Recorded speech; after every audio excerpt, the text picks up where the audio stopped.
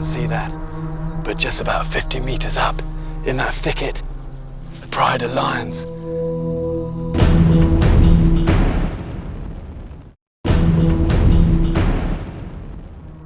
I'm in the middle of the wild savannah of northern Kenya, and I'm just yards away from a pride of lions. There you go, they're looking straight at me now. It looks like two lionesses with her cubs just shading from the sun. But I've got to be super careful here. Those lionesses are going to be so protective of their young, and it means I need to keep more distance. They can move 20 meters in just over a second, unbelievably fast. And their claws, razor sharp, one swipe, they'd disembowel a man. And a big male, if it went for you, one swipe straight across the neck, could take a man's head right off.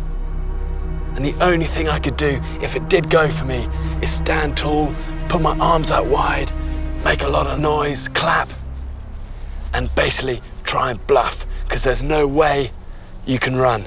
Their instinct is to chase. They're chase animals. They can't help it. And if you run, you're gonna be chased, and you're gonna be dead.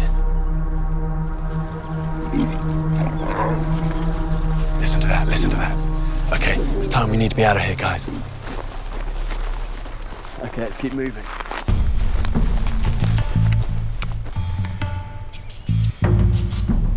I'm heading south, aiming for that mountain.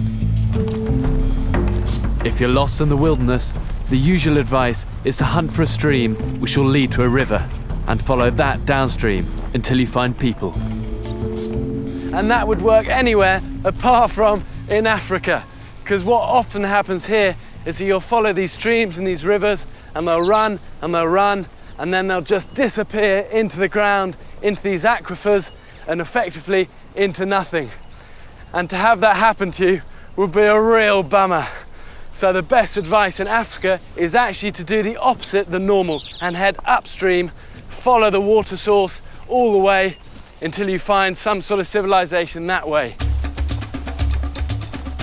I'm about to enter a new stage in my journey as the mountain gets ever closer. This is much more like it now here. This is looking much greener. And this should be the start of what will eventually lead up to the foothills. Also, these yellow fever trees are good indicators that I'm near a water source, as are actually those baboons over there that always hang out near good water. So what I'm going to do is try and find this water source and then follow that up into the mountains. Baboons are also a good sign that there are no major predators around, so I'm hoping to get some well-needed rest here.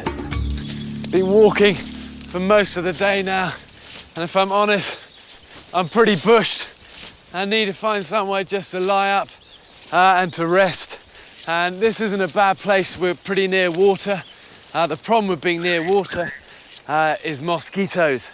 But what I'm looking for, which there's quite a lot of around here, is blackjack.